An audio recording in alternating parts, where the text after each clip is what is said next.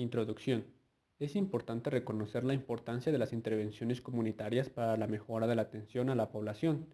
Se sabe que es necesario tener conocimientos teórico-metodológicos para el diseño, sistematización y estructuración de proyectos, pero el verdadero conocimiento se genera durante la práctica. El marco lógico como una metodología que permita planificar y gestionar las intervenciones comunitarias.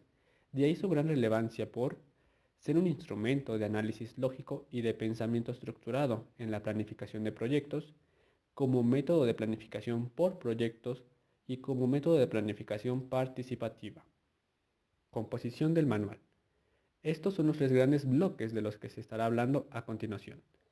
Conocimiento de los pasos que componen el desarrollo de un proyecto bajo la metodología del marco lógico, conceptos y vocabulario común en el desarrollo de proyectos y herramientas complementarias para la redacción de los diferentes pasos del proyecto. El proceso de intervención se divide en tres niveles de planificación. 1. El programa es el conjunto organizado, coherente e integrado de actividades, servicios o procesos expresados en un conjunto de proyectos relacionados. Están orientadas a alcanzar las metas y objetivos propuestos dentro de un periodo determinado. 2. El plan es el parámetro técnico-político dentro del cual se enmarcan los programas y proyectos. Tiene por finalidad trazar el curso deseable y probable del desarrollo nacional o de un sector concreto, económico, social o cultural. 3. El proyecto es un conjunto de actividades concretas, interrelacionadas y coordinadas entre sí, que se realizan con el fin de producir determinados bienes y servicios capaces de satisfacer necesidades o resolver problemas.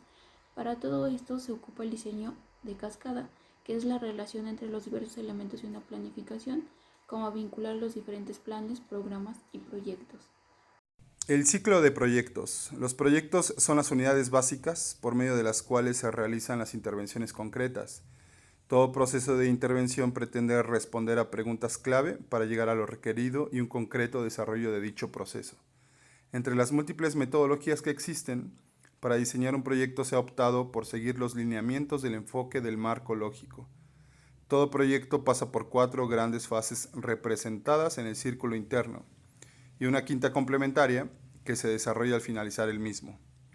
La 1 es la fase de identificación o diagnóstico, la 2 es fase de diseño o formulación, la 3 es fase de ejecución o seguimiento, la fase 4 es la de evaluación final, la 5 y la complementaria es la medición de impacto y estudios de sostenibilidad. Fase de identificación-diagnóstico.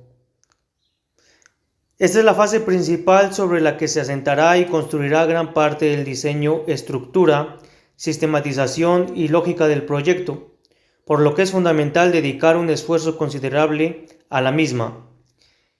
En esta primera fase se trata de determinar cuáles son los problemas que han de resolverse o, en su caso, las oportunidades que pueden aprovecharse. Algo básico es que no se comience el proyecto sobre lo que se quiere hacer, sino sobre el problema o necesidad que se detecta en la comunidad o área a intervenir. Se trata de tener una visión lo más precisa posible de la realidad social sobre la que el futuro proyecto pretende incidir. Las preguntas frecuentes que se responden en esta fase son: ¿qué sucede? ¿Por qué sucede? ¿A quiénes y cómo afecta? ¿Cómo se puede solucionar? Análisis de participación, beneficiarios y actores.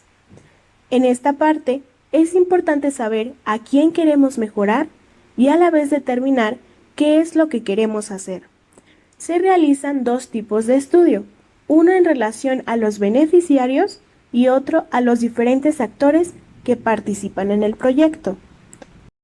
En el análisis de los beneficiarios hay 2 tipos: beneficiarios directos, quienes se encuentran en mayor situación de necesidad; beneficiarios indirectos, quienes parecen tener mayores posibilidades de aprovechar los beneficios generados por la intervención. Por otro lado, el análisis de los actores permite visualizar el conjunto de actores relacionados con una determinada problemática o sector de intervención. En el análisis de los actores se trata de identificar 1. los que implementarán, intervendrán en el proyecto y las funciones que tendrán. 2. Los que tomarán decisiones que afecten al proyecto. Y 3. Los que lo financian. Análisis del contexto y problema, análisis de la situación. Nos ayuda a identificar los problemas que existen, una realidad determinada y jerarquizarlos según la relación que exista entre ellos y el grado de importancia de los mismos. Para explicar una situación, debemos basarnos en 5 preguntas claves, dentro de las cuales están: ¿cuál es el problema central? ¿Cuáles son las causas de este problema? ¿Qué efectos tiene? ¿Por qué es necesario un cambio? ¿Y por qué es importante resolver este problema? Dentro de este también existen diferentes dificultades, las cuales son redactar correctamente los problemas, determinar qué es un verdadero problema e identificar el problema central y principal. Debemos tener presente que el problema se redacta iniciando con un sujeto, un verbo y un predicado, y que el árbol de problemas está estructurado por las ramas o copa, en donde tenemos los efectos, el tronco, que tenemos el problema principal, y las raíces, que son las causas.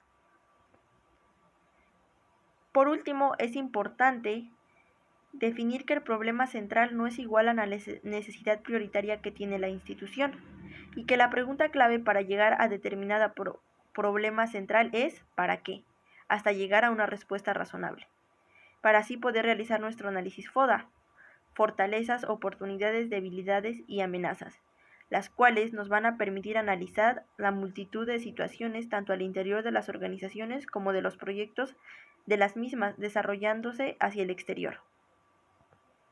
Análisis de objetivos. El análisis de objetivos se obtiene convirtiendo los problemas, que son situaciones negativas, en objetivos, que son situaciones positivas que se desean alcanzar. En la conversión de negativo problema a positivo objetivo, se tiene que tener cuidado en la redacción. Convertidos los problemas en objetivos, se diseña un árbol de objetivos. Hacia arriba responde a los fines y hacia abajo a los medios. El problema central se convertirá en el fin, objetivo general de un proyecto. Las causas, hacia abajo, primer nivel del problema central, se convertirá en los propósitos, objetivos del proyecto u específicos de cada uno de los proyectos. Las causas de las causas, hacia abajo, segundo nivel, se convertirán en los componentes, resultados o metas. Análisis de alternativas y prioridades. Al analizar las realidades sociales, surgen multitud de necesidades y, en ocasiones, es difícil escoger entre todas ellas cuál sería la que se debe atender en un primer momento o hacia cuál tenemos una verdadera capacidad de intervención.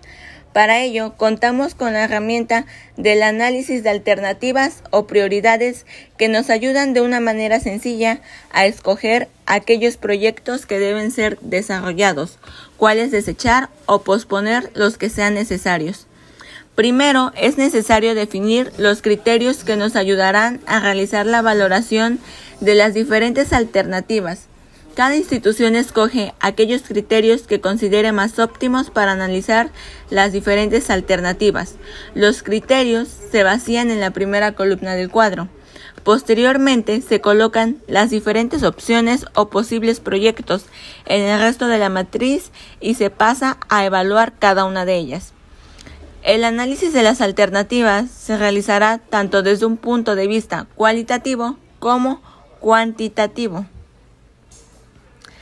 Evaluación cualitativa. En todo análisis cualitativo se valoran cualidades alto, bajo, corto, largo, etc. El rango de valor de cada uno de los criterios los establecerá cada una de las instituciones según lo que ella considere pertinente. De ahí que todas las decisiones deban ser tomadas de forma consensuada e intersubjetiva en todo momento. La justificación del proyecto. Todos los insumos trabajados en los 4 pasos que se acaban de desarrollar se recogen a manera de síntesis y se resumen en el documento de justificación del proyecto. El documento de justificación es la carta de presentación del proyecto, así que lo recomendable es que la extensión sea de entre 2 y 3 cuartillas. Existen unas preguntas básicas. ¿Cómo se llama el proyecto? Se refiere al título. ¿Quién presenta el proyecto? Se refiere a la organización. ¿Dónde están ubicados como organización? Se refiere a los antecedentes. ¿Dónde ocurre? Es el contexto. ¿Qué ocurre? Se refiere a la identificación del problema. ¿Y qué se propone? Que se refiere a la solución. Seguimos con la matriz de correlación de terminología. En la siguiente matriz se apuntan los diferentes elementos que contiene la matriz de planificación de proyectos. Una vez finalizado el diseño del proyecto, se retoma en resumida en máximo 2 párrafos. Hay unas preguntas para el potencial detonante y son las siguientes. ¿Qué queremos alcanzar? El propósito. ¿Para qué y por qué alcanzar?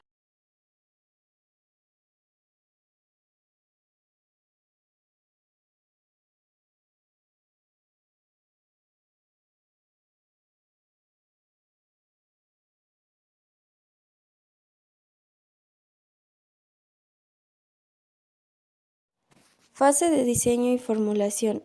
Esta es la fase central del proceso de una planificación de un proyecto, en donde vamos a formalizar y organizar los resultados obtenidos en el proceso de identificación. Para ello, se cuenta con 4 puntos, que es el diseño de formulación, la identificación del diagnóstico, ejecución y el seguimiento, evaluación final. El diseño de formulación está compuesto por 4 puntos, que es la matriz de planificación, el cronograma, presupuestos y el análisis de viabilidad. Las preguntas que pretenden responder a estas fases son: ¿qué queremos hacer? Bueno, aquí es el propósito o el objetivo del proyecto. ¿Por qué y para qué actuar? Acá es el fin, que es el objetivo general acerca de este proyecto. ¿Cómo lo mediremos? Aquí van las indicaciones, que es objetivamente verificables. ¿Cómo pretendemos realizarlo? Aquí son los componentes, por ejemplo, los resultados o metas que se obtuvieron, o algunas actividades acerca de este proyecto. ¿Con quién, dónde y cuándo? ¿Y con qué recursos? Aquí son los recursos que se van a utilizar para el proyecto. Matriz de planificación de proyectos. El diseño de un proyecto se materializa en la matriz de planificación de proyectos, que es la guía para la acción. Es el elemento central en torno en el cual se articula la intervención. Recoge de una manera visual y concentrada fin y propósito, en el cual abarca el objetivo general y el objetivo del proyecto, al igual que los específicos. Los componentes, que son los resultados o las metas. Indicadores, medios de verificación, actividades, recursos y presupuestos.